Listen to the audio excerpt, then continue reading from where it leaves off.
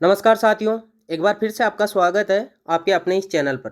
तो दोस्तों, जैसा कि आपको पता है, आप पशु परिचर के विद्यार्थियों का जिनका 12 अप्रैल से लेकर 18 अप्रैल तक स्क्रूटनी फॉर्म के लिए जो विंडो ओपन हुई थी, 12 अप्रैल से आपने फॉर्म फिलअप करना स्टार्ट किया था और आज हो गई है 18 अप्रैल।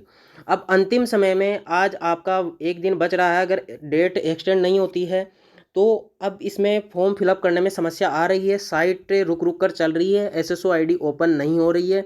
तो इसमें प्रॉब्लम आ रही है फॉर्म फिलअप करने में आज अंतिम दिन में, क्योंकि कई कैंडिडेट्स के मैसेज आ रहे हैं कि सर साइट नहीं चल रही है, अब क्या करें। तो दोस्तों, वैसे तो हो सकता है डेट एक्सटेंड हो जाए, एक दो दिन और मौका मिल जाए आपको, तो फिर आप फिलअप कर सकते हैं। और दूसरी बात यह है कि भाई अगर मौका नहीं मिल पाता है और अंतिम दिनांक चल जाती है और आप अगर फॉर्म फिलअप नहीं कर पाते हैं तो उसका फिर सॉल्यूशन देखते हैं, जो भी है मैं भी बताता हूँ आपको। इसके अलावा कुछ कैंडिडेट्स के मैसेज आ रहे हैं कि भाई स्क्रूटनी फॉर्म फिलअप कर चुके हैं वो, लेकिन पेमेंट स्टेटस नल आ रहा है अभी भी। तो ऐसी स्थिति के अंदर क्या करें। तो दोस्तों, अगर आपको फॉर्म फिलअप किए हुए 48 आवर्स हो चुके हैं और अभी भी पेमेंट स्टेटस नल आ रहा है, तो फिर आपको दोबारा पेमेंट करना चाहिए।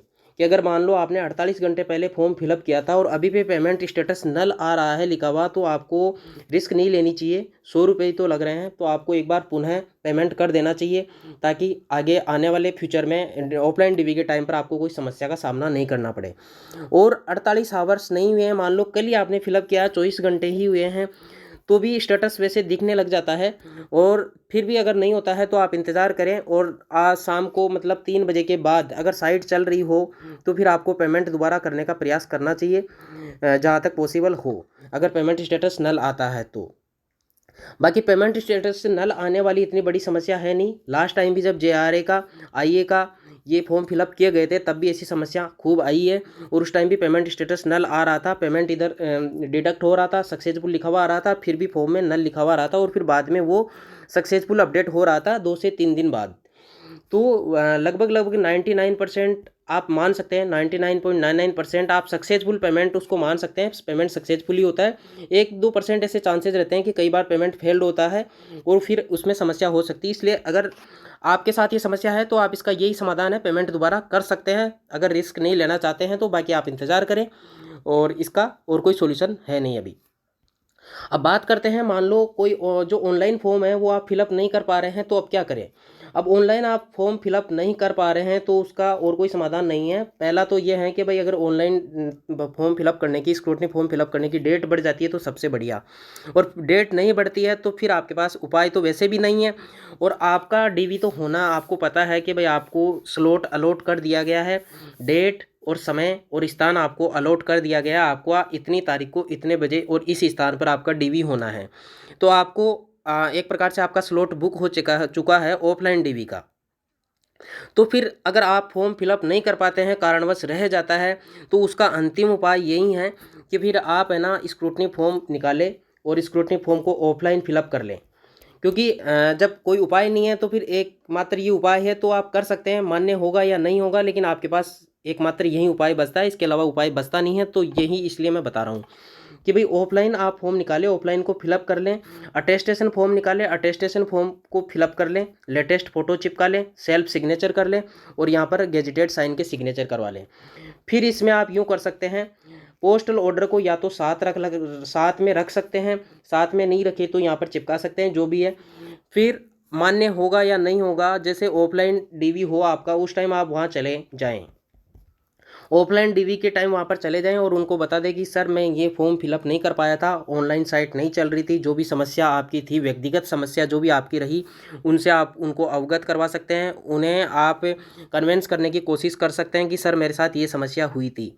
तो अगर वो मान लेते हैं तो फिर आप उसको ऑफलाइन वाले को सबमिट करवा सकते हैं, या उनके पास अगर ऑनलाइन ओपन विंडो रहती है तो वह उस टाइम भी फिलअप करवा सकते हैं। जो भी स्थिति उस टाइम होगी वो उस हिसाब से उसको इंक्लूड कर सकते हैं। यही इसका एकमात्र समाधान हो सकता है। ऑफलाइन वाला आप उनको उनको फिलअप करके दे सकते हैं, ऑफलाइन वाला अटैच कर सकते हैं। क्योंकि मेन काम ये है कि भाई उन जो आपका डॉक्यूमेंट वेरिफिकेशन में है, वो जो मेन इसका इम्पोर्टेंट भाग है वो आपका ऑनलाइन स्क्रूटनी फॉर्म नहीं है। इसका मेन डीवी का जो पार्ट है वो मेन पार्ट है ऑफलाइन डीवी। ऑफलाइन डीवी आप जो कराओगे वो ही मेन पार्ट है, क्योंकि व्यक्तिगत आप पेश होकर सामने फेस टू फेस आप डॉक्यूमेंट वेरिफिकेशन कराओगे, प्रत्येक ओरिजिनल डॉक्यूमेंट्स को फोटोकॉपी के साथ मैच कराओगे, रोल नंबर वगैरह आपके और उसके अंदर मार्क्स वगैरह जो भी प्रत्येक चीज़ चेक की जाएगी वो ऑफलाइन उसी टाइम पर चेक की जाएगी। तो यही मेन पार्ट है ऑफलाइन डीवी वाला ही। तो उस टाइम ही आपका सब कुछ इसमें सही हो सकता है। अब इसमें बात करते हैं, कुछ फ्रेंड्स बोल रहे हैं कि सर मैंने अटेस्टेशन फॉर्म ऑनलाइन फिलअप किया, उसमें फ़ोटो नहीं चिपकाई, फ़ोटो पे साइन नहीं करे, गेजेटेड की साइन नहीं कराए, या रैंक फिलअप नहीं की, या कुछ और कोई चीज़ थी जो लगाने से मैं भूल गया सर, 10th की जगह मैंने 12th की मार्कशीट लगा दी, या ग्रेजुएशन की नहीं लगा पाया।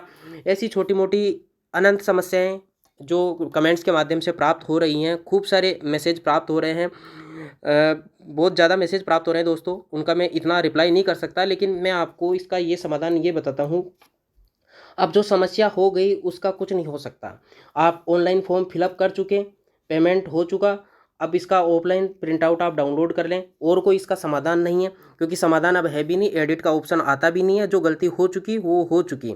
हाँ, इसका ये है कि भाई जब ऑफलाइन अब आप आपका डीवी होगा तो आप वहाँ पर जब प्रेजेंट होवे तो ऑफलाइन डीवी को आप ऑफलाइन डीवी टीम को आप वहाँ पर बता सकते हैं कि सर मेरे साथ ये व्यक्तिगत समस्या हुई, और मेरी छोटी मोटी जो ये प्रॉब्लम है इसका मतलब मेरे साथ जैसे रैंक फिलअप नहीं कि मैंने, या फ़ोटो पर साइन नहीं करे थे और अपलोड कर दिया था, बिना साइन के ही मैंने अपलोड कर दी, बिना गेजेटेड ऑफिसर के साइन किए हुए अपलोड कर दी।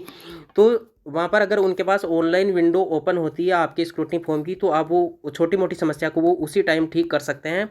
और ऑफलाइन डीवी के अंदर जो आपकी पर्सनल फाइल बनाई जाएगी, पर्सनल फाइल के अंदर आपके डॉक्यूमेंट्स एक्यूरेट होने चाहिए। मेन काम ये है कि भाई आपने जो ऑनलाइन फिलअप किया उसे अब आप भूल जाएं, जो भी कर दिया वो कर दिया, गलत हो गया सही हो गया जो भी है, अब उसका कोई समाधान नहीं है। अब आपको ध्यान देना है ऑफलाइन डीवी पर, मेन फोकस आपका ऑफलाइन डीवी पर होना चाहिए। उसके लिए क्या करना है, सबसे पहले आप उसका प्रिंट आउट निकालें स्क्रूटनी फॉर्म का, और अटेस्टेशन फॉर्म का निकल जाएगा, साथ में ही अटेस्टेशन फॉर्म इसके अटैच होता है स्क्रूटनी फॉर्म के, और अटेस्टेशन फॉर्म होगा उसके अंदर लास्ट में जो गेजिटेड ऑफिसर वाले पैलेस है वहाँ पर गेजिटेड ऑफिसर के आपको सिग्नेचर करवा लेने हैं। दूसरा एक आपका ऑफलाइन जो आपने अटेस्टेशन फॉर्म फिलअप किया था जिसके अंदर फ़ोटो चिपकाई थी, सेल्फ सिग्नेचर किए थे और यहाँ पर गेजिटेड ऑफिसर से अटेस्टेड करवाया था, तो ये डॉक्यूमेंट्स आप वहाँ पर प्रस्तुत करें। इसके अलावा आपकी चेकलिस्ट है, चेकलिस्ट वाला मैंने बता रखा है, टोटल डॉक्यूमेंट्स आप इनको इसी क्रम में अटैच कर लेवें, और इसमें दस्तावेज यस नो जारी करने की तिथि और पृष्ठ संख्या अंकित करते हुए पूरा फिलअप करके वहाँ पर प्रस्तुत हो जाए। अब इसमें जैसे मान लो आपके कई मैसेज यूँ आ रहे हैं कि भाई सर मेरे नाम और हिंदी और इंग्लिश वाले में, जो भी मेरा नाम था हिंदी और इंग्लिश में, या फिर मेरे फादर्स नेम में जैसे ओबीसी सर्टिफिकेट या 10th की मार्कशीट या 12th की मार्कशीट, किन्हीं 2 या 3 डॉक्यूमेंट्स के मध्य के अंदर उनमें वर्तनी के अंदर या किसी भी नाम में छोटी मोटी मिस्टेक्स है। तो छोटी मोटी मिस्टेक्स का क्या समाधान है, तो दोस्तों अगर आपने ऑनलाइन डीवी के टाइम पर कोई डॉक्यूमेंट्स अटैच नहीं किया तो आप उसको ऑफलाइन डीवी के टाइम पर उसको सुधारें। आपको यहाँ पर दिया हुआ है, देखो ये रहा, इसका शपथ पत्र आपको अटैच करना था। अगर छोटी मोटी मिस्टेक्स है नाम के अंदर तो इसके अंदर पॉइंट नंबर 8 आप यहाँ पर रीड कर सकते हैं। ये पॉइंट नंबर 8 में यहाँ पर लिखा हुआ है, अभ्यर्थी के द्वारा इस वर्तनी या स्पेस संबंधी अंतर होने पर शपथ पत्र प्रस्तुत करें। तो अगर छोटी मोटी मिस्टेक्स है तो आप अब अगर ऑनलाइन में अटैच नहीं किया कोई बात नहीं, ऑफलाइन के अंदर अगर आप जब जा रहे हैं तो प्रत्येक डॉक्यूमेंट्स को करेक्टली पूरा करेक्ट करवाएं और करेक्टली प्रस्तुत करें। अगर एफिडेविट किसी के साथ नहीं लगाया, ओबीसी वाला अगर नया आ गया है वो तो एफिडेविट के साथ OBC certificates, EWS certificate, MBC certificate attach करें। मूल निवास नया बनाया तो विथ एफिडेविट आप वहाँ पर प्रस्तुत करें। कहने का मतलब ये है कि भाई ऑनलाइन में आपने कोई भी गलती करी हो कोई नहीं, ऑफलाइन के टाइम पर आपको प्रत्येक चीज़ के अंदर करेक्शन के साथ वहाँ पर प्रेजेंट होना है, वहाँ पर कोई मिस्टेक्स आप नहीं रखें। अगर वहाँ पर आप मिस्टेक्स रखते हैं तो फिर आपको प्रोविजनल लिस्ट के अंदर डाल दिया जाएगा। अगर आपके फिर भी वहाँ पर कोई डॉक्यूमेंट्स में कमी रहती है, अगर आप वहाँ भी दुरुस्त नहीं कर पाते हैं तो फिर आपकी एक प्रोविजनल लिस्ट बनाई जाती है डॉक्यूमेंट्स में कमी वालों की, वहाँ प्रोविजनल लिस्ट में आपको डाल दिया जाएगा। फिर प्रोविजनल लिस्ट के लिए आपको दोबारा बाद में मौका दिया जाएगा, एक मौका, तब आप उसको कंप्लीट कर सकते हैं। इस प्रकार से पुनः एक बार मौका जरूर दिया जाएगा, और एक मौका आपको सेम डे ही दिया जाएगा।